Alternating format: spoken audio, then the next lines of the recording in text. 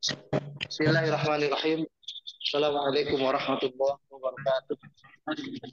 Waalaikumsalam Waalaikumsalam warahmatullahi warahmatullahi wabarakatuh. Alhamdulillah wa kafa. Salatan wa salaman ala sayyidina Muhammadin wa ala alihi wa sahbihi wa man wala wa ba'du. Hari ini alhamdulillah dengan taufik inayah dan maunah dari Allah kita uh, mulai kajian atau lanjutan kajian kita ini surat Fatir.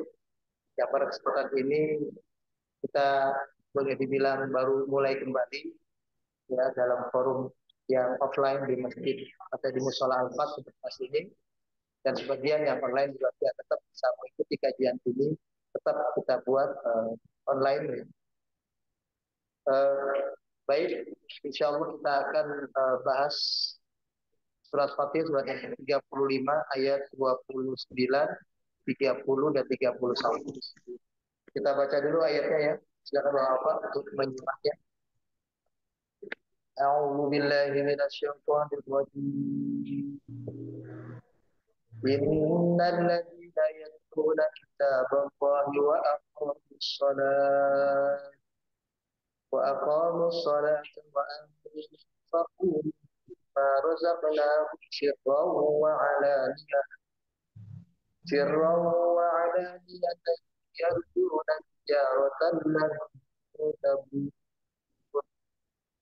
liyuwaffiyahum ujurahum wa yazidahum min fadlih innahu ghafurun syakur. Walladzi awhayna ilaika minal kitabi huwal haqqu musaddiqan bima baina yadayhi innallaha bi'ibadihi lakhabirun basir. Terjemahan dari 3 ayat ini surat Fatir kurang lebih. Innal ladzina yatluna kitaballah, sesungguhnya orang-orang yang membaca kitab Allah, Al-Quran ini maksudnya, wa aqamus shalah, dan orang-orang yang menegakkan salat, wa anfaqu mimma razaqnahum sirran wa alaniyah, dan orang-orang yang menafkahkan apa-apa yang telah kami, maksudnya Allah, merezekikannya, memberikannya kepada mereka dalam keadaan sembunyi maupun terang-terangan. Jadi mereka menginfakkan hartanya dari apa yang telah Allah berikan itu, diinfakkan dalam bentuk terang-terangan ataupun secara sembunyi. Yarjuna tijaratan lan tabur. Mereka itu adalah orang yang mengharapkan perdagangan atau jual beli atau bisnis yang tidak akan pernah merugi. Kalimat yang biasa kita baca dalam doa ketika kita menunaikan ibadah haji atau umroh, tijaratan lan tabur. Liyuwafiyahum ujurahum. Semua ini agar Allah betul-betul menyempurnakan kepada mereka semua pahala-pahala hal-hal yang baik yang pantas untuk mereka terima. Wa yazidahum min fadli, dan Allah masih menambahkannya lagi dengan karunia-karunia lain. Dikasih lagi karunia lain. Innahu ghafurun syakur. Sesungguhnya dia Allah adalah zat yang maha pengampun, lagi maha mensyukuri apa-apa yang diperbuat oleh kita hamba-hambanya. Ayat yang satunya, walladzi auhayna ilaika minal kitab, dan kitab yang kami wahyukan kepada engkau wahai Muhammad, kata Allah, huwal haq, itulah kitab yang benar. Di Al-Quran itu, itulah kitab yang benar. Musaddiqan lima baina yadayhi, karena Al-Quran adalah kitab yang menjadi pembenar, penyempurna dari kitab-kitab yang telah turun sebelumnya. Taurat, Injil, Zabur. Innallaha bi'ibadihi la khabirun basir. Sesungguhnya Allah terhadap hamba-hambanya, sungguh dia amat mengenali dan amat melihat, sama melihat perbuatan kita hamba-hambanya. Nah, 3 ayat ini kalau kita perhatikan sebetulnya adalah lanjutan dari ayat sebelumnya yang pada ayat ke-27, 28 ya. Khususnya kita lihat itu ada satu bentuk kalimat yang menerangkan tentang Allah mengajak kita untuk memperhatikan apa-apa yang ada di dalam kehidupan kita, ya, menengok apa-apa yang Allah telah bentangkan di alam semesta ini untuk menjadi hal yang bisa kita renungkan, kita jadikan bahan tafakur untuk lebih kita ingat dan mengenal Allah Subhanahu wa taala. Kita tengok sedikit ya ayat 27 28-nya. Ketika Allah mengatakan alam tara annallaha anzala minas sama'i ma'an. Tidakkah engkau wahai Muhammad perhatikan bahwa Allah, jadi tidakkah engkau melihat di sini melihat dengan mata maupun melihat dengan mata hati. Jadi melihat apa yang terlihat oleh Nabi maupun melihat dengan hati sambil merenungkan apa yang Allah akan jelaskan berikut ini. Bagaimana Allah menurunkan air dari langit. Fa akhrajna bihi thamaratin mukhtalifan alwanuha. Lalu Allah telah setelah air hujan turun itu Allah keluarkan daripadanya buah-buahan dengan segala macam bentuk rasa yang berbeda-beda. Alwan ini awalnya pengertiannya adalah warna-warni. Termasuk di dalam juga rasa ya manis, asam, ada sedikit ya manis-manis asam dan semacamnya. Dan ini adalah bersumber dari satu air, ya, tapi bisa menghasilkan buah-buahan yang berbeda-beda, bermacam-macam, ya, dari warnanya dan lain-lain. Wa minal jibali judadun. Begitu pula soal gunung-gunung. Gunung-gunung itu Allah ciptakan ada judad, baydun wa humrun mukhtalifun alwanuha. Jadi disirami oleh air yang sama, hasilnya adalah gunung yang warnanya beda-beda juga. Ada gunung yang hijau, ada gunung yang merah, ada gunung yang hitaman, dan tentunya ada kayak garis-garis. Jadi itu sebetulnya apa yang kita lihat di Bogor itu, gunung itu katakanlah ada kuteh ya, itu sudah hasil rekayasa buatan manusia. Tapi sebelumnya yang alami sendiri juga ada. Kalau gunung-gunung yang masih perawan itu terbentuk alami warnanya sendiri. Sebelum kita yang mengatur ini untuk kebun apa, itu begitu. Beraneka ragam ya warnanya, ya, dan bahkan ada pula yang hitam pekat. Ya, hitam pekat itu karena mungkin ya pohon-pohon besar yang kehitaman. Kemudian dikatakan wa minan nas wad dawab wa an'am. Kalau itu hal yang di luar ya yang kita lihat. Nah, sekarang dari diri kita sendiri manusia. Kemudian dawab binatang-binatang melata kita lihat dekat dengan kita. Kemudian an'am juga binatang yang dekat dengan kita, binatang ternak. Kita sembelih ya, ayam, kambing, sapi ya, dan lain-lain. Semuanya mukhtalifun alwan kadal. Berbeda-beda juga warnanya. Binatang itu nggak sama. Jadi ada kambing itu yang coklat, yang agak sedikit hitam, hitam coklat, ada yang putih, bermacam-macam juga warnanya semua. Nah dari itu, ini seolah-olah Allah hendak menetapkan buat kita ayat-ayatnya yang kauniyah, tanda-tanda kekuasaannya yang terlihat di alam semesta. Kita disuruh berpikir, melihat dengan mata hati, samping mata telanjang kita, ya mata biasa, mata hati kita disuruh juga memandang. Nah, dari situ berarti Allah menggiring kita untuk menjadi orang-orang yang berilmu mengamati hal-hal semacam itu. Jadi nanti ada ahli biologi, ada ahli geografi, ada ahli pertanian, ada ahli tentang pengairan, ada ahli macam-macam, termasuk yang memperhatikan keberadaan kita manusia, binatang. Nah itu semua adalah orang-orang yang berilmu. Orang-orang yang berilmu ini itu kalau dia berilmu, semakin dia berilmu, itu pasti akan semakin rasa takutnya kepada Allah itu kuat. Kenapa? Karena dia membayangkan sang penciptanya. Dia membayangkan ini bisa jadi begini, bisa jadi begini.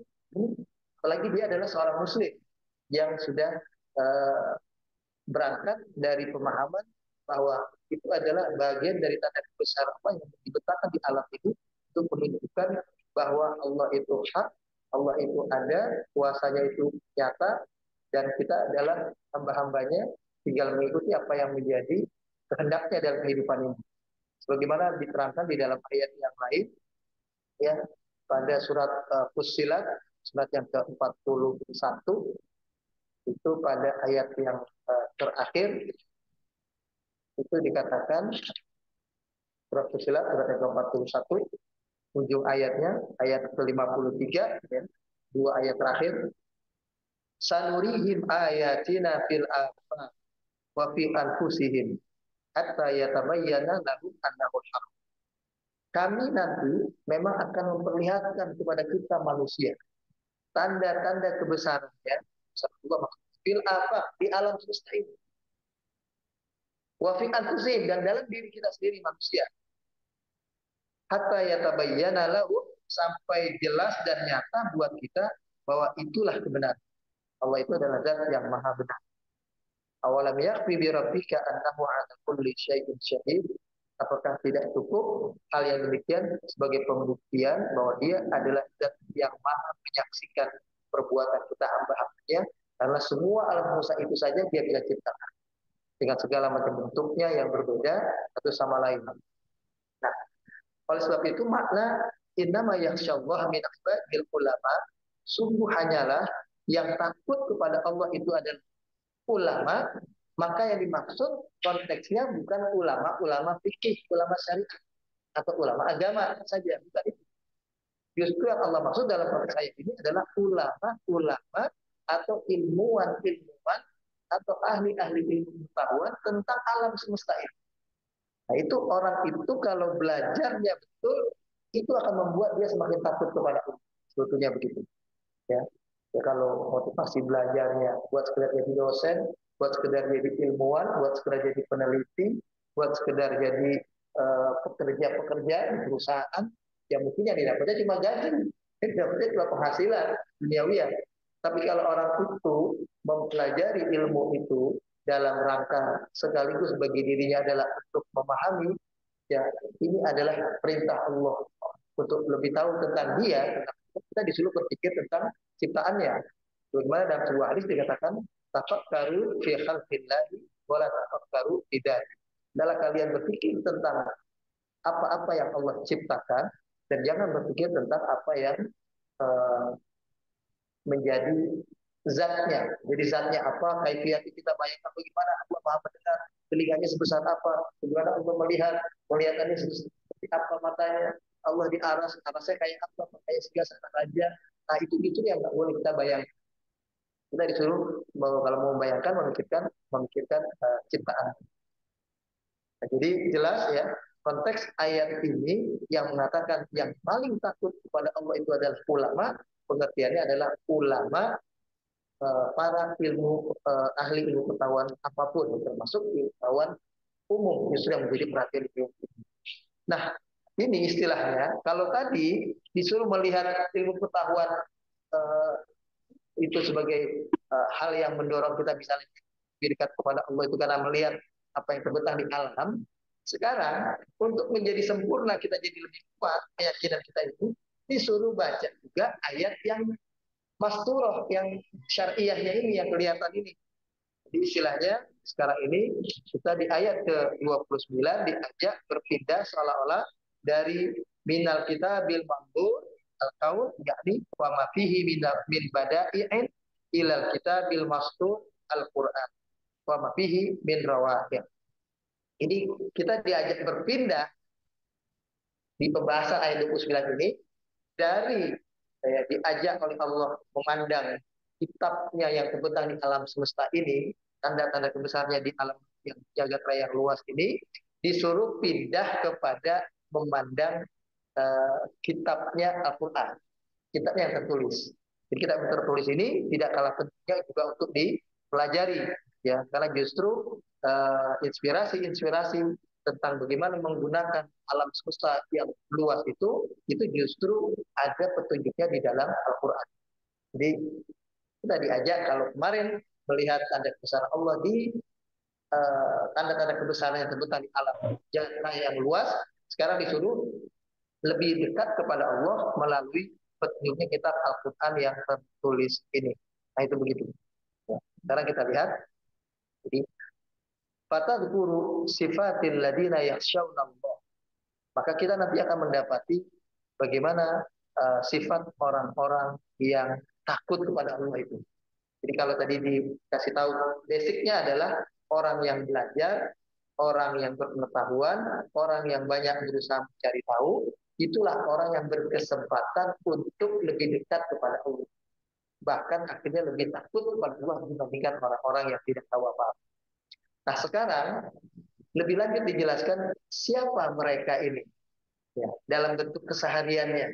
Kalau itu dalam konteks pandangannya, pikirannya, ya, kematangan pengetahuannya. Nah, di ayat ini kita diajak untuk melihat sifat-sifat mereka siapa. Ternyata yang Allah maksud mereka itu adalah humul mu'minuna shadiqun. Mereka itu adalah orang mukmin yang membenarkan. Orang-orang mukmin yang membenarkan Allah bilang begini, memang iya. Allah bilang begitu, memang iya. Sesuai dengan Al-Quran ini juga.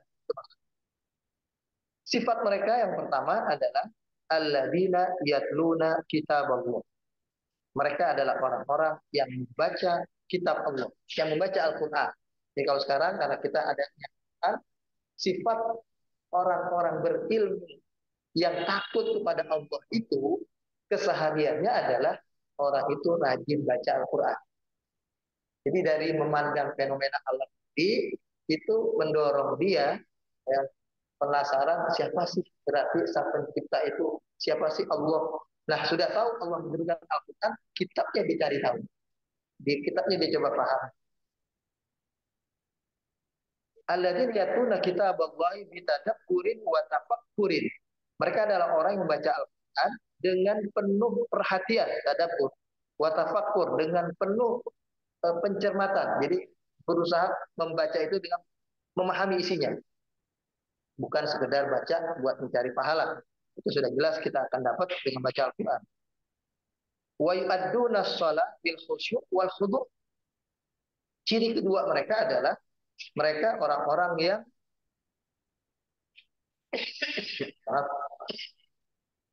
orang-orang yang menunaikan ibadah sholat dengan penuh ketundukan kekhusyukan. Jadi sholat itu adalah alat ya, bagi dirinya untuk berkomunikasi secara efektif dengan Allah Sang Pencipta. Jadi istilahnya kalau tadi cuma melihat doang, alam semesta membuat dia punya kesadaran, lalu itu diwujudkan dengan bentuk dia baca Al-Quran, petunjuk Allah yang tertulis, itu dia baca Quran, ini ada perintah sholat. Dan dia harus menjaga hubungan dirinya dengan Allah secara baik. Lalu dia melakukan sholat. Nah, sholat itulah ciri mereka yang kedua. Lalu yang ketiga, sebelum yang ketiga diterangkan lebih lanjut di sini, sholatnya dengan penuh kekhusyukan dan khudu', ketundukan. Jadi bukan saja biologisnya badannya rukuk sujud, tapi hatinya rukuk sujud. Wa yuhsinuna ila ibadillahi bisri wal ilah. Dia betul-betul menjadi sosok yang akhirnya berusaha menjadi hamba-hamba Allah yang bersikap baik, baik dalam keadaan dirinya sendiri, ya, terang-terangan, maupun dalam keadaan dia istilahnya nyata secara tersembunyi. Jadi istilahnya dia ini adalah sosok yang beriman kepada Allah itu dalam keadaan nggak terlihat orang maupun terlihat orang sama. Kan kita sehari-hari biasa begini. Banyak orang patuh dengan aturan lalu lintas. Itu biasanya karena lihat ada polisinya di depan. lampu merah misalnya, mobilnya berhenti, ya, motornya berhenti lampu merah karena lihat ada polisi, pakai sabuk pengaman juga misalnya, lihat ada polisinya nggak, dia pakai motor pakai helm, ada polisi pakai helm. Begitu polisi nggak ada, helmnya dilepas, sabuk pengaman nggak dipakai, lampu merah diterobos misalnya. Nah, yang seperti ini namanya itu kepatuhan hanya pada ketika dia dalam kondisi terang, dalam kondisi terang-terangan, ada diperhatikan, ada dimonitor oleh pihak berwajib, polisi tadi. Begitu polisi nggak ada polisi, dia nggak patuh lagi. Nah, orang yang mukminuna shadiqun yang dikatakan ayat dalam ayat ini itu sirran wa alaniyah, dalam keadaan sembunyi akun dalam keadaan terang-terangan, dia tetap beribadah kepada Allah dengan baik dan dia berusaha memberikan yang terbaik kepada hamba-hamba Allah yang lain. Dia suka berbagi. Jadi dikatakan berinfak itu artinya dia suka berbagi. Berbagi dalam arti yang luas.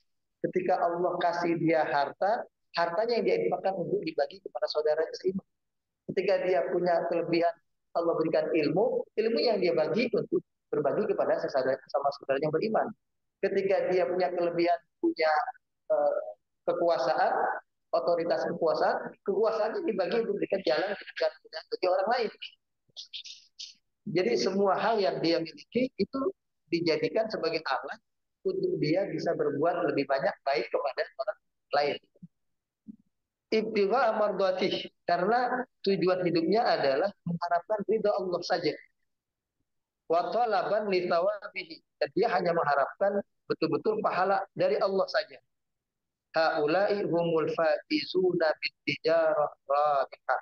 Inilah orang-orang yang sejatinya disebut orang-orang yang menang, menang dan selalu menang, tidak akan pernah rugi karena dia untung dunia akhirat. Wa fihim yaqulu taqaddas asma'uhu, karena itu otomatis menjadi sifat yang ketiganya. Allah berfirman, ya, innal ladina yatluna kitaballah wa aqamus shalah wa anfaqu mimma razaqnahum sirra wa alaniyah yarjuna tijaratan lan tabur. Sesungguhnya orang-orang yang membaca kitab Al-Qur'an, ya, kita sudah tertafsirkan ya, kitab Al-Qur'an yang dimaksud, dan orang-orang yang menegakkan sholat 5 waktu, ya, kita sekarang, wa anfaqu mimma razaqnahum, dan memberikan kelebihannya. Jadi bukan kita saja sebetulnya, dia mampu berbuat baik, mampu memberikan kelebihannya kepada orang lain, baik dalam keadaan terang-terangan maupun sembunyi. Orang itu berbuat tanpa pamrih. Istilahnya wama min ni'matin tujza. Kan ada itu dalam ayat Quran surat Al-Lail memastikan wama min ni'matin tujza illa bigha'a wajhi rabbi. Ya, wala saufa yarda. Yang dia harapkan ketika dia membantu berbuat baik dengan orang lain, enggak mengharapkan terima kasih dari orang itu. Dia berbuat baik sekarang, dengan banyak orang begini berpikir, suatu saat kalau saya susah, mungkin dia jadi balas tolong saya. Itu sebetulnya dalam konteks orang-orang yang dimaksud dalam konteks ayat ini kita baca ini, itu enggak begitu dia. Dia menolong orang lain, pokoknya karena diperintah Allah menolong orang lain, dia lakukan. Ada suatu saat nanti orang itu akan menolong dia, itu bagi dia nggak apa-apa. Nah, orang itu mau menolong silakan saja. Ataupun dia menolong orang lain dengan anggapan saya sekarang menolong si fulan begini. Harapannya nanti orang lain yang lain, mungkin bukan orang itu, orang lain menolong saya. Itu pun juga dia tidak pikirkan. Itu luar biasa. Jadi seperti dalam ayat yang lain dikatakan, ya, innama nut'imukum innama nut'imuhu liwajhil. Sesungguhnya kami memberikan bantuan makanan kepada orang-orang yang kelaparan itu semata-mata mengharapkan ridha Allah. La nuridu minhum jazaan wala syukura. Kami tidak mengharapkan balasan dari orang itu, bahkan sekedar ucapan terima kasih. Jadi orang nggak terima kasih, kita tolong orang, nggak terima kasih. Kan kadang kita suka kesel itu. Kasih ini kok nggak terima kasih, dibantu kok nggak tahu terima kasih. Kita suka kesel di situ. Nah, orang yang dimaksud dalam konteks ayat itu tidak sampai begitu. Orang itu mau berterima kasih, alhamdulillah. Nggak berterima kasih pun juga nggak apa-apa. Jadi istilahnya, pokoknya saya dapat ucapan terima kasihnya dari Allah, dapat balasannya dari Allah. Itu yang menjadi orientasi, maksud dan tujuan dia berbuat baik itu. Ya. Itulah makanya dikatakan di sini, wa ma min ni'matin jaza illa ibtigha'a wajhi rabbil a'la wala sawfa. Yang diharapkan adalah keridhaan Allah, itu saja. Nah, inilah 3 cirinya. Yang pertama, membaca Al-Quran. Yang kedua, menegakkan sholat. Yang ketiga, berinfak terhadap orang-orang yang membutuhkan, ya, dalam keadaan terbuka atau dalam keadaan dia bisa membantunya secara terang-terangan, ya, orang lain tahu langsung, itu juga tidak apa-apa. Termasuk orang yang berinfak membantu masjid dan sebagainya, itu disebutin namanya, itu ya nggak apa-apa. Tapi juga sirron, nggak disebutin namanya, dia juga nggak cemas. Kok nggak dibaca-bacain nama saya nyumbang? Nggak cemas juga dia. Begitu. Jadi dibacain dia suka, nggak dibacain itu juga apa. Itu begitu. Menolong orang lain dalam bentuk bukan harta pun juga begitu. Dia menolong orang lain tahu, tidak tahu, dia bukan soal. Yang penting Allah telah mencatat, Allah telah mengetahui. Nah, inilah yang disebut dalam ayat ini, yarjuna tijaratan lan tabur. Mereka itulah orang-orang yang berarti mengharapkan perdagangan yang tidak pernah merugi. Ini kan doa kita, Pak. Ibu masih ingat waktu kita haji umroh. Kita kan berdoa, Allahumma ja'alhu hajjan mabrura, yang menjadikanlah ibadah ini, maksudnya kita lagi melontar jumroh kan, lagi tawaf kan, kita lagi sa'i kan, ibadah ini menjadi pengantar, menjadi penyebab kita mendapatkan nilai ibadah haji yang mabrur, yang masyhura, ya, sa'i yang disyukuri oleh Allah, ya, usaha kita ya melakukan ibadah haji ini dengan mengeluarkan harta kita, mengeluarkan waktu, mengorbankan waktu kita dan semacamnya semua, itu semoga Allah menerimanya. Allah memandang ini sebagai sesuatu yang pantas diberikan pahala. Kemudian wa amalan salihan maqbula, atau juga wadan dan maghfurah, dosa-dosa yang diampuni. Ya, wa amalan salihan maqbula, dan amal-amal soleh yang diterima. Yang terakhir, wa tijaratan lan tabur, perdagangan yang tidak pernah merugi. Selama ini banyak orang dikatakan itu adalah dia pulang haji punya usaha, usahanya jadi usaha yang nggak rugi. Diartikan begitu boleh atau tidak? Boleh saja, ya. Tapi sebetulnya tijaratan lan tabur yang sejati, yang sebenarnya bukan itu. Tijaratan lan tabur itu adalah orang-orang yang mengamalkan 3 hal ini, yaitu baca Quran, menegakkan sholat, dan yang ketiga berinfak di jalan Allah semata-mata demi mengharapkan keridhaan Allah. Inilah orang yang ibaratnya berdagang yang tidak akan pernah merugi, karena dagangnya dengan Allah. Dagang dengan Allah itu selalu menguntungkan. Coba kita lihat surat At-Taghabun, itu ada ayat yang mengatakan intuk ridullaha qardan hasanan yudha'af lakum. Surat yang ke-64 At-Taghabun ayat 17. Intuk ridullaha qardan hasanan yudha'ifhu lakum wa yaghfir lakum. Jika kalian memberikan pinjaman kepada Allah, pinjaman yang baik, maka Allah akan melipat gandakan pinjaman kalian itu dengan pembalasan dari Allah yang jauh lebih banyak dilipat gandakan, dan Allah mengampuni kalian. Wallahu syakurun halim, zat yang tahu bagaimana mensyukuri perbuatan hamba-hambanya sehingga pantas diberikan pahala yang banyak. Dan Allah Maha Halim, Maha sayang betul kepada hambanya, ya. Surat ke-64 At-Taghabun ayat 17. Intuk ridullah. Qard dalam bahasa Arab itu pinjaman. Ini ternyata yang diambil dalam bahasa Inggris jadi kredit. Kredit itu dari bahasa Arab asalnya itu. Qard, qid, pinjaman. Ya, qid itu pinjaman. Nah, itu siapa yang memberikan kredit kepada Allah, pinjaman kepada Allah, bahasanya Allah pinjaman. Jadi artinya padahal itu adalah miliknya semua. Kalau kita berbuat baik, dianggapnya oleh Allah, kalian pinjam kepada aku, pasti akan berikan balasan kepada kalian yang lebih besar. Itu begitu. Itu jadi yang untung itu memberikan pinjaman kepada Allah. Kalau pinjaman kepada orang, ya dibalasnya biasa aja, serupa. Gitu. Tapi kalau kepada Allah, dibalas lipat ganda. Nah, itu uh, perbuatan orang yang makanya disebut tijaratan lan tabur. Nah, orang-orang yang seperti ini di ayat ke-30-nya dikatakan liwafiyahum ujurahum wa yazidahum min fadli. Innahu ghafurun syakur. Orang-orang yang seperti inilah yang mampu tadi membaca ayat Allah yang kauniyah yang ada di alam semesta, dan orang-orang yang mampu membaca Al-Quran yang tertulis, ya, kitab Allah yang tertulis ini, lalu kemudian menegakkan sholat dan berinfak, orang-orang inilah yang nanti akan Allah sempurnakan pahalanya, itu tidak Allah kurangi. Wa yazidahu min fadli, bahkan diberi tambahan karunia-Nya di dunia. Jadi kalau kata liwafiyahu, kemudiannya adalah pahala di akhir. Ini udah pasti. Tapi nggak cuma di akhirat saja. Allah katakan wa yazidahum min fadli, ditambah dunianya. Min fadli itu adalah dunianya pun dikasih keberkahan. Berkahan jadi merasa jadi orang yang serba cukup. Ya. Yang penting itu ada rasa cukup. Kita itu yang orang kaya itu, gani, hakikatnya adalah orang yang sudah tidak lagi membutuhkan apapun. Itu orang kaya.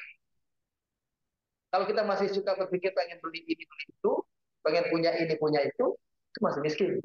Betul. Hakikat orang kaya, orang yang sudah nggak butuh apa. Ibu, kalau udah jadi orang kayak gitu, itu orang paling kaya.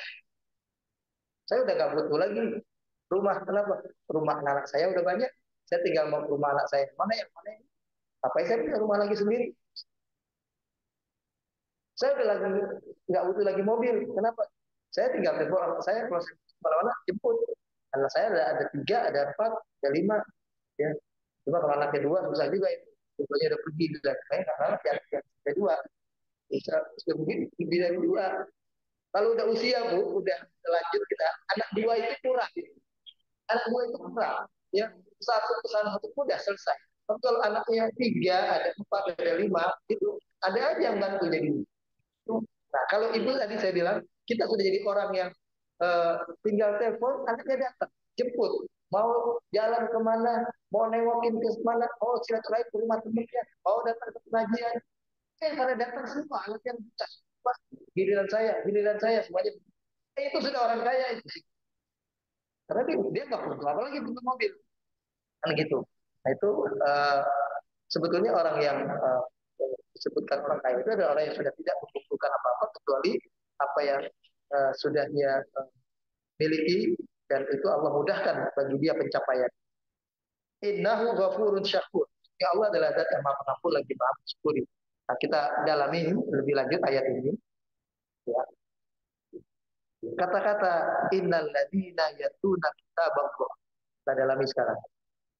Wa tilawah huna ta'ni tilawah an tadab. Yang dimaksud yang baca Quran di sini bukan sekedar baca, tapi baca yang penuh dengan sifat memperhatikan, berusaha mendalami, seperti yang kita sedang bahas ini. Kita ngaji ini namanya bertadabbur. Wa yantahi ila idrakin wa ta'assurin. Yang ujungnya kalau kita dari membaca ini sampai kita betul-betul paham, kita bilang, oh iya, benar, benar. Itulah orang yang ngaji yang benar.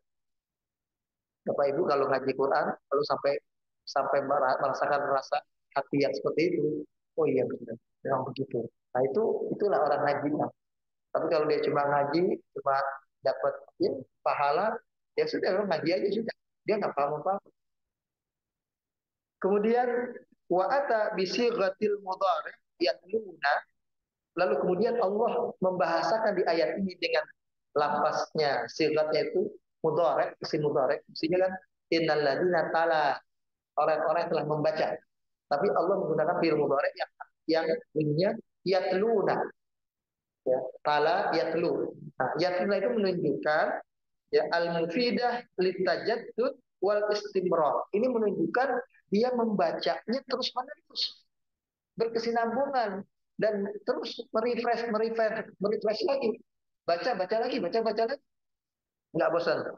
Liyunabbih anna ya man sya'nuhum, atau anna min sya'nihim juga bisa dibaca, untuk menjadi hal yang mengingatkan dirinya bahwa Ini apa bentuknya? Ini apa hakikatnya? Sesuatu ini apa artinya? Al-mudawamah wal muwadhafah ala tilawatil Quran. Dia berkelanjutan terus-menerus membaca Quran. Baca Quran disunahkan kita baca dari Al-Fatihah, Al-Baqarah, Ali Imran, An-Nisa berurutan sampai khatam. Ujungnya surat Al-Ikhlas atau Al-Nas. Jangan ngaji itu cuma surat Yasin saja. Jangan Al-Mulk saja, Waqiah saja. Itu boleh. Saat tertentu kita pilih. Maaf. Berkesinambungan ya. Ya. Mungkin saat-saat tertentu, misalnya malam Jumat yang dibaca surat Al-Kahfi, boleh-boleh saja. Tapi baca Quran yang kontinu yang kita ingin jadikan kita jadi lebih tahu tentang siapa, itu usahakan baca Quran itu berurutan, menyeluruh. Sehingga memotivasi kita kalau nggak tahu, pengen tanya Ustaz, pengen tanya ulama, atau saya baca buku tafsir yang lain misalnya. La yanqati'una an kitabillah. Gak terputus membaca kitab Allah Al-Quran itu. Li'annahum yash'uruna anna fihi rahatuhum wa sa'adatu. Bahkan orang itu sudah sampai bisa menikmati membaca Quran itu. Baca Quran itu kayaknya adalah penyejuk hatinya. Baca Quran itu kayaknya adalah itulah kebahagiaan. Itulah ketentraman batinnya. Nah, orang kalau sudah sampai begitu itu yang istimewa. Fahum yudawimuna ala tilawatil Quran. Mereka adalah orang yang terus-menerus membaca Al-Quran wa ya'maluna bi taujihat, dan orang-orang yang mengamalkan apa yang menjadi tuntunan dari petunjuk Al-Quran yang dia baca itu. Jadi setelah dia tahu, dia berusaha mengamalkan itu. Idza la tanfa at-tilawah bidunil amal. Idan la tanfa at-tilawah bidunil amal. Jadi sebetulnya orang kalau baca saja nggak mengamalkan apa yang dia baca itu nggak ada gunanya. Orang membaca, dia tahu dia harus. Kemudian yang kedua, sifat yang kedua, ada ussalah al-wajhil akmal. Maksudnya adalah menegakkan sholat dalam pengertian sholat yang sempurna.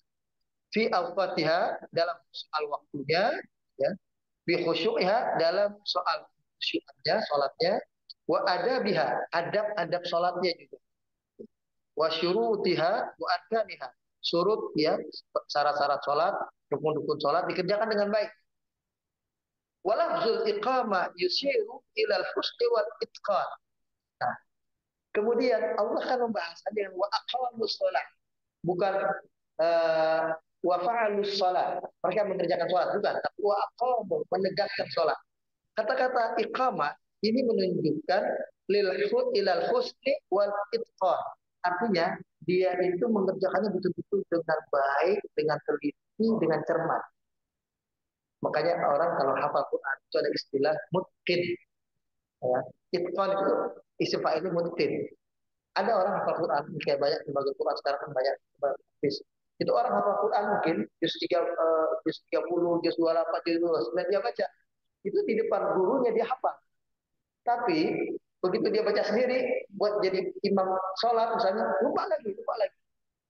Itu namanya dia hafal Quran tapi belum mutqin. Kalau orang hafal Quran, ya, dengan itqan, dengan mungkin, dengan cermat, dengan ketelitian, maksudnya adalah dia akhirnya bisa pakai di mana aja. Dia jalan-jalan di mobil nggak perlu setel kaset lagi, dia aja ngaji, misalnya baca Quran, nah dia hafal. Jadi imam sholat dia jadi bisa. Itu begitu. Itu namanya orang hafal Quran mungkin. Seperti imam Masjidil Haram itu mungkin. Hafal Quran bukan sekedar hafiz, tapi hafiz al-mutqin. Hafiz yang mungkin, ya, mim ta qaf nun, huruf. Nah, salat yang dimaksud adalah salat yang mungkin, salat yang betul-betul penuh dengan kecermatan dan ketelitian. Falaisal muradu ada usola kaifama tahassal. Jadi nggak cukup dengan sekedar salat yang dia kerjakan selesai. Bukan itu. Balil murad al-ityan biha ala afdalil wujud. Bahkan yang dimaksud adalah sholat yang dikerjakan dengan sesempurna mungkin. Jadi sholat itu dia wudhunya betul-betul wudhu yang ada benar lengkap, nggak asal wudhu. Katakanlah kan banyak orang wudhu itu cuma keran air ditutupin, tangannya dimasukin, ini dimasukin, mukanya cepret gitu aja, mulut hidung yang itu aja.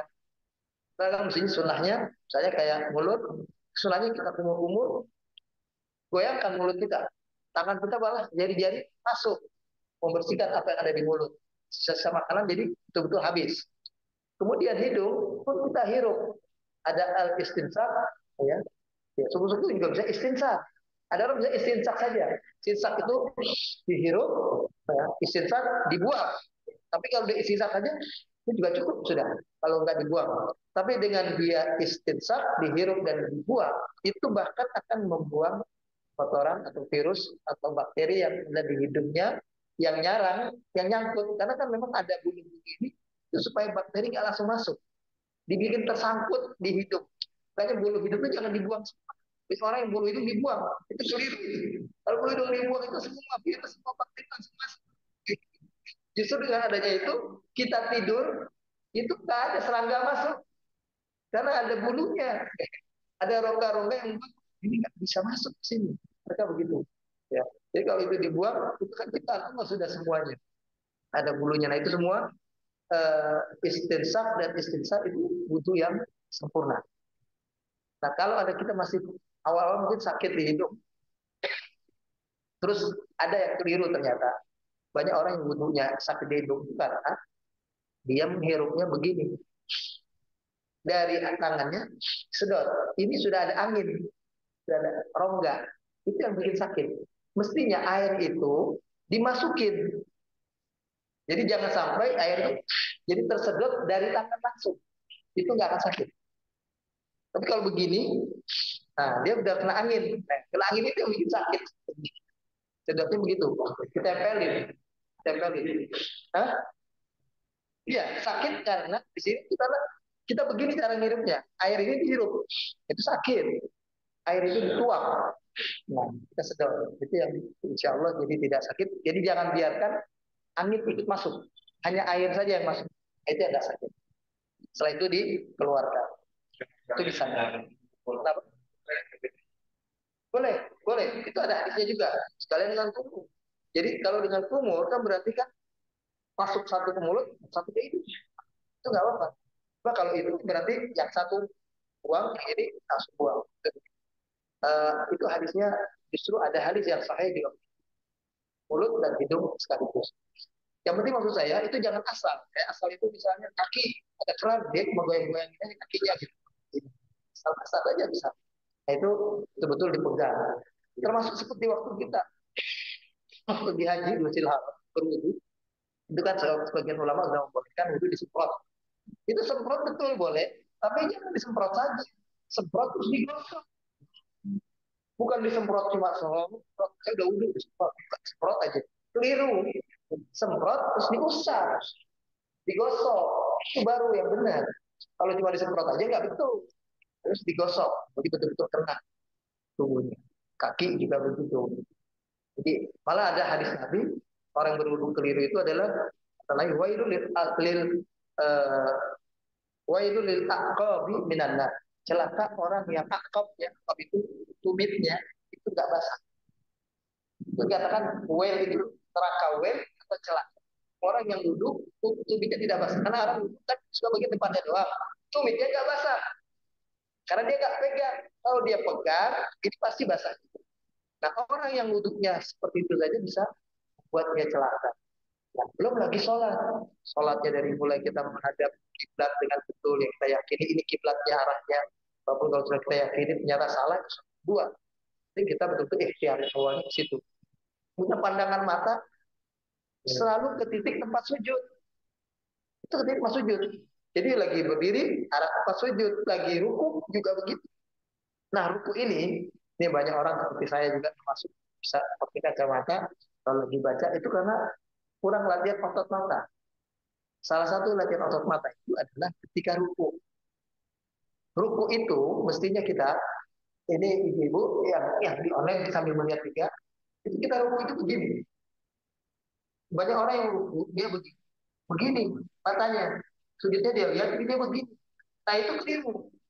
Itu matanya jadi nggak begini. Mestinya dia begini, tetap lurus. Nah, matanya saja yang mengarah ke sujud. Nah, itu sakit.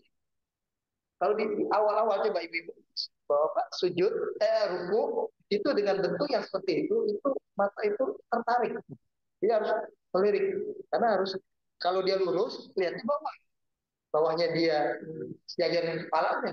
Tapi kalau dia ke titik itu agak begini, gitu itu melakukan otot mata. Senam otot mata.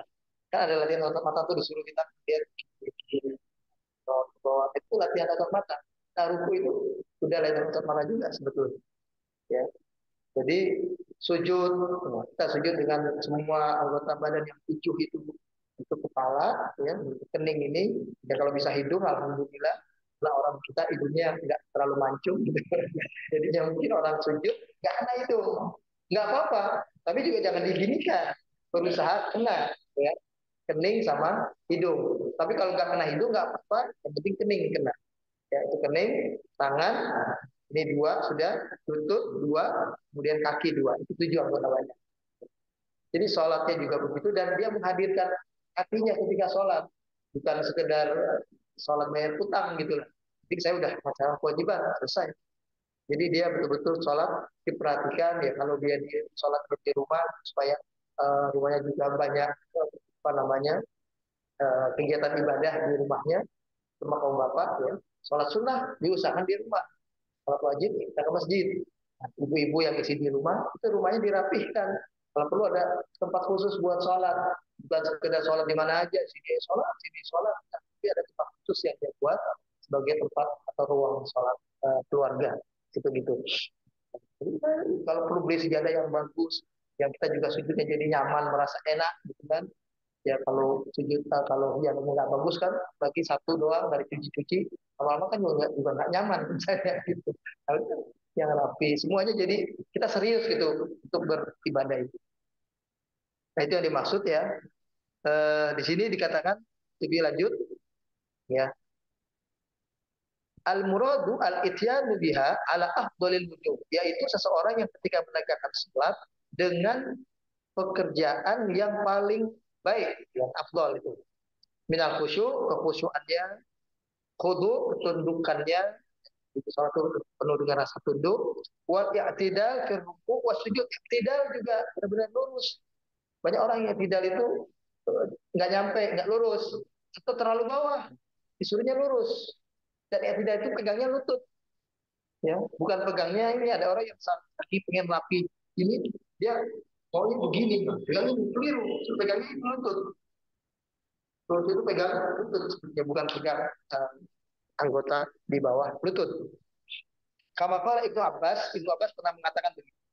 Iqamatuha, pengertian menegakkan sholat, kata beliau, itmamur ruku' was sujud wat tilawah wal khusyuk, yaitu seseorang yang menyempurnakan sujudnya, menyempurnakan rukuknya, yang menyempurnakan bacaannya, kekhusyuan sholat, wal iqbal alaiha fiha, dan betul-betul sholat merasakan diri menghadap kayak orang menghadap presiden, menghadap atasan, pasti penuh dengan kesiapan hati, penuh dengan kesiapan diperintah. Ayo, siap, kan gitu kan, mau perintah apa? Kita disuruh juga begitu. Ya, sholat dengan penuh kesiapan hati yang siap untuk menerima perintah Allah. Wal muhafadhah ala mawaqitiha. Termasuk juga di dalamnya adalah berusaha menjaga waktu-waktu sholat dengan baik. Wa jami'u ma wurida fil Qur'an anis shalah, ya, ja'a bi sighatil iqamah. Nah, ini yang menarik dalam Al-Qur'an tentang salat selalu bahasanya bunyinya iqamah. Iqamatus salat. Aqimis salat, aqimus salat, kan gitu. Enggak ada waf'alus salat. Kerjakan salat, itu enggak ada. Yang ada selalu iqamatus salat. Ini semuanya adalah litanbi ila ma dzakarahu fal matlub as-salat al-khashi allati hiya ibadah las salata allati hiya 'adah. Jadi bentuk kalimat iqamah menegakkan di sini untuk menjadi peringatan buat kita bahwa salat itu hendaknya harus khusyuk, penuh dengan ketelitian, kecermatan, kesungguhan yang menghadirkan hati, karena salat itu adalah ibadah, bukan kebiasaan, bukan ada. Bahasa Arab itu ada, ya. Waktu kita masih kecil kan diperintahkan sholat umur 7 tahun. Kalau orang tua kita, karena sebelum orang tua kita, mereka kan anak 7 tahun sholat. 10 tahun dia belum sholat juga, pukul. Padahal 10 tahun belum wajib sholat juga. Karena biasanya akil balik itu 11, 12, 13 tahun. Coba-coba ibu-ibu kita bawa perhatikan. Kenapa umur 10 sudah disuruh pukul? Itu karena sholat itu sangat penting untuk ia lakukan walaupun pada waktu umur 7 dan 10 dia belum tahu apa maksud dan tujuan ibadah sholat. Belum ngerti baca sholat itu, belum paham apa dia mengerjakan sholat. Yang penting jadikan itu kebiasaan. Ternyata kebiasaan ini kalau kemudian dia dewasa ditopang dengan ilmu, dengan pemahaman, ini akan menjadi klop, orang itu jadi kuat. Kebiasaan didukung dengan ilmu itu menjadi kuat. Kalau kebiasaan saja, terus menerus kebiasaan sampai dewasa nggak pernah belajar, ya selamanya sholat jadi kebiasaan adat saja. Atau sebaliknya, kita yang misalnya kayak orang baru masuk Islam, mu'alaf, tentu saja baru dia umur 20 tahun, baru umur 30 tahun, baru dia sholat. Itu bagi orang itu nggak mudah. Sholat itu. Kita bahwa kalau punya teman, punya saudara yang mu'alaf, itu sholat 5 waktu itu nggak gampang. Sholat penuh ketenangan, itu paling nggak dia cuma sholat tapi pikirannya kemana-mana. Mungkin matanya juga pengen kemana-mana ngelihat kayak gitu. Kayak anak kecil baru belajar sholat. Itu orang kalau baru masuk Islam itu begitu. Kenapa? Karena dia tidak didukung dengan pembiasaan sebelumnya untuk mengerjakan sholat. Padahal kebiasaan ini perlu untuk mendukung semangatnya jadi lebih sungguh-sungguh. Dia nggak akan terasa lagi beban karena udah biasa.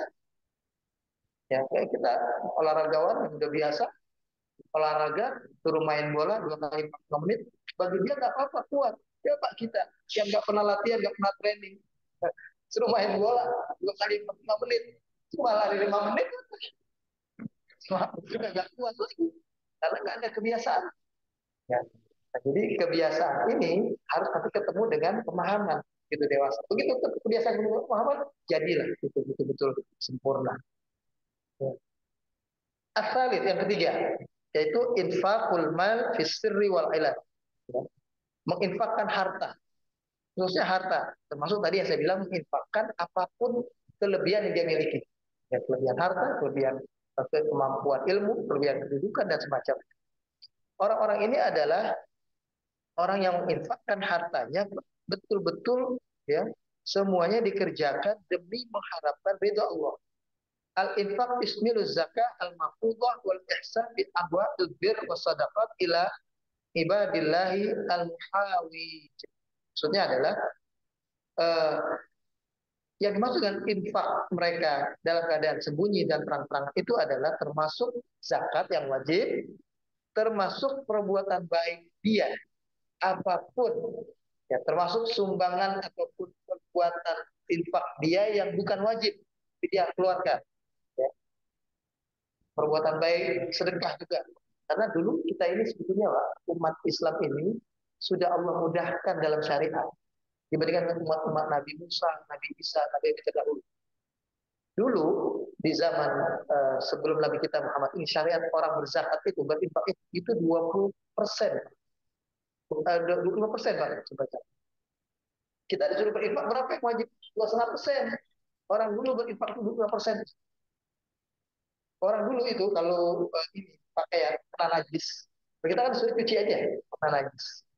Oh ya ibu-ibu, biar tahu itu pakaian kalau kena najis itu dicuci, jangan buru-buru pakai sabun bu. Itu nggak menghilangkan najis. Najis itu hanya bisa hilang dengan air. Jadi kita harus kalau mencuci baju pakaian yang ada najisnya di mesin cuci, cuci dulu direndam ke air. Buang airnya, baru cuci dengan sabun. Baru najisnya hilang. Sama dengan kita mandi wajib, ya. Kita kalau mandi wajib itu suka orang suka lupa itu mandi, ya, uyur aja langsung semua pakai sabun. Karena tuntunannya adalah kita kan disuruh cuci tangan, cuci kemaluan, berwudu sempurna, ya setelah itu cuci bagian kanan, bagian kiri, lalu baru rambut semua dulu kena air, baru kita pakai sabun, baru kita pakai sampo. Karena sabun sampo itu cuma membersihkan biar jadi lebih wangi, lebih rasanya seger dan bersih lagi. Supaya bersih. Tapi supaya kita tohar, bersih dari najis, itu yang bisa membersihkan dari najis cuma air. Hanya air nggak boleh dicampur dengan sabun dulu. Orang mandikan jenazah itu juga gitu, kalau orang yang ngerti masih air dulu, baru sabun, baru pewangi belakang. Air dulu, air itu yang membersihkan, air itu yang mensucikan. Air itu membersihkan dan mensucikan. Tapi kalau sabun hanya membersihkan, tapi tidak mensucikan. Ya. Jadi kalau dalam bahasa Arabnya linnadhaf, hanya membersihkan. La littahar, tidak mensucikan. Yang bisa nadhafah dan taharah itu adalah air. Baik, orang dulu tadi saya bilang ada najis itu bagus, dipotong bajunya. Kalau kita najis baru disuruh cuci. Jadi kalau dulu bajunya orang-orang Nabi Musa, Ibrahim, ini kalau kena najis, potong bajunya Pak, potong. Kalau boleh dipakai lagi, potong. Ya. Nah, kita sebenarnya udah dapat keringanan buat yang sekarang. Jadi termasuk apa-apa yang dia perbuat kebaikan kepada orang yang membutuhkan. Maksud ini Pak, kata Nabi kan, la tahqiranna minal ma'ruf sayyi'ah. Ya. Jangan pernah memandang enteng perbuatan baik yang kecil ya yang kita lakukan. Walaupun sederhana, jangan pandang enteng. Walau antal ko akhaka biwajhin talib. Meskipun kalian cuma ketemu teman, ketemu saudara kalian, itu dengan senyum. Itu adalah satu hal yang bisa bernilai ibadah dan bernilai pahala. Menambahkan pundi-pundi amal kita di hadapan Allah. Jadi jangan pernah menganggap remeh perbuatan itu. Termasuk katakanlah kita kan suka ada sembarangan itu makanan kita kena semut, langsung kita semut itu kita buang begitu aja, kita buang begitu. Kalau bisa mungkin pelan-pelan, kalau sampai masih bisa dihitung, tolong diambil dilepas, diambil ditaruh, diambil ditaruh. Karena itu adalah makhluk yang punya perbuatan sederhana seperti itu kan kecil. Boleh jadi nanti di akhirat itu yang menjadi penyebab Allah akan masuk ke dalam surga. Sebagaimana perbuatan orang-orang yang dulu, yang mungkin ibu pernah baca juga sejarahnya, adalah seorang wanita yang dia pezina, tapi dia memberikan minum kepada anjing yang membutuhkan air di padang pasir, malah jadi akhirnya masuk surga. Karena ternyata yang penting dalam agama itu ada rasa kasih sayang dalam diri seseorang yang mau berbagi kepada siapapun yang membutuhkan. Itulah orang beriman. Tapi kalau ada dalam diri kita, yang penting kita, orang lain kita nggak peduli. Itu kita belum jadi orang beriman yang sejati. Karena kata Nabi juga, la yu'minu ahadukum hatta yuhibba li akhihi ma yuhibbu li nafsihi. Belum dianggap sempurna iman salah seorang di antara kalian sebelum dia mampu mencintai saudaranya lebih daripada dia mencintai dirinya sendiri. Itu begitu. Nah, itu harus dilatih, tapi tetap berusaha ke arah itu. Wa qad jama'atil ayatu baina haqqillah wa haqqi ibadihi. As-salatu haqqullah 'alal mukallafin wal infaq haqqul fuqara 'alal mawsurin. Jadi di sini setelah baca Quran, dua hal yang berikutnya, kedua dan ketiga itu adalah pemenuhan terhadap hak Allah dan hak hamba. Sholat adalah pemenuhan hak Allah, kita beribadah sujud kepadanya. Sedangkan infak tadi pemenuhan terhadap hak manusia, kita berbuat baik kepada manusia, memberikan itu semua kepada mereka. Ini jadi dua hal ini langsung. Jadi ini sebetulnya yang diterangkan itu cuma garis besar. Tiga ini garis besar, baca Quran dan memenuhi hak Allah, dan yang ketiga memenuhi hak sesama manusia. Karena dalam ayat Al-Quran itu ada di surat Al-Ma'arij, surat yang ke-70 ayat 24-25, disebutkan walladzina fi amwalihim haqqum ma'lum lis-sa'ili wal mahrum. Karena orang-orang beriman menyadari di dalam harta yang dia miliki ada hak yang sudah ada alamatnya buat siapa. Enggak semua harta yang Allah titipkan kepada dia alamatnya buat dia sendiri. Ada yang alamatnya untuk orang lain. Siapa? Lisaili, orang yang suka minta-minta, wal mahrum, atau orang yang malu untuk minta. Ada orang beriman Pak, karena imannya kuat, jarang mau minta. Malu untuk minta, itu begitu. Nah, tapi dia membutuhkan pada yang terjadi suka, itu yang disebut dengan mahrum. Biadain biadai hadainil haqqaini haqqullah wa haqqu ibadi yakunul mu'min qad ata bi ahammi ruknaini min arkanil Islam huma as-shalah waz zakat.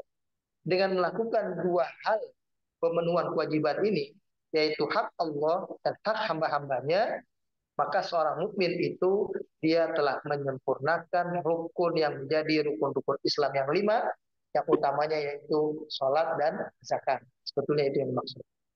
Amal jaza, adapun balasan buat mereka yang seperti itu, faqad bayyanahu tabaraka wa ta'ala ahsanu bayanin wa huwa ribhu al-madmum. Balasan yang Allah terangkan dalam ayat ini adalah balasan yang luar biasa bagusnya, yaitu berupa keuntungan yang terjamin. Jadi keuntungannya terjamin terus-menerus dapat. Alladzi la yukhsir alladzi la yakhsuru sahibuhu wa la yataqaddar, yaitu satu bentuk keuntungan yang membuat orangnya, si pelaku ini, gak bakalan pernah rugi, gak akan pernah berkurang. Gak rugi, gak berkurang. Dia punya. Wala yakhaf al-iflas, gak punya rasa takut bangkrut. Gak ada kekhawatiran bangkrut. Orang kan sebetulnya pelit itu karena khawatir. Khawatir bangkrut, khawatir hilang punyanya, khawatir berkurang punyanya. Nah, orang yang beriman, yang suka beriman itu gak khawatir itu. Wala li'annahu ata'ul karim jalla wa ala, karena hakikatnya ketika dia menolong orang yang membutuhkan, orang yang miskin tadi, hakikatnya dia memberi kepada Allah yang maha kaya. Orang kaya dikasih pasti dibalas.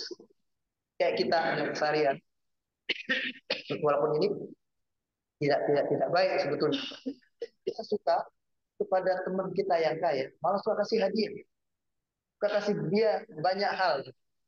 Undangan aja kalau pesta pasti yang kaya-kaya yang diundang. Nanti udah biasa makan enak kan gitu. Sementara orang yang susah nggak dikasih. Itu karena kita ada semangat dalam hati kita yang mungkin perlu diperbaiki adalah kalau nolong orang kaya itu pasti nolong kita. Orang kaya ditolong, dia pasti kaya sama kita kan. Nah ini kita rubah, yang dimaksud adalah menolong sosok yang maha kaya. Bentuknya orang miskin yang ditolong, tapi berarti menolong yang maha kaya. Karena menolong yang maha kaya pasti kita dijamin hidupnya oleh Allah. Itu maksudnya. Jadi menolong orang miskin itu sebetulnya menolong zat yang maha kaya. Kemudian alladzi dhamina lil muhsinin al ajr kamil wa ribh daiman.